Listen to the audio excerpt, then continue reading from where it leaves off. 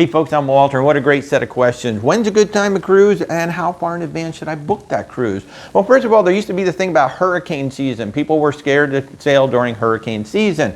Now look, ships can move. We actually sailed during Hurricane Irma. We left Miami 3 days before it hit the Caribbean.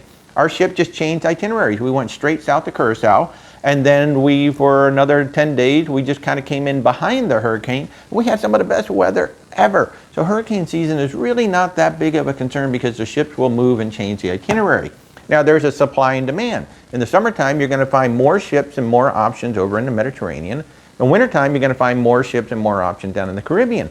And then Alaska has a very limited itinerary of usually about May to October. And there's a limited amount of ships that are going to go there, so those are going to be more expensive than, say, other types of cruises. And sailing during the holidays is going to be the most expensive. I mean, here in the U.S., Thanksgiving is pricey, and then Christmas and New Year's definitely, they can be double or triple what the normal cruise fares are.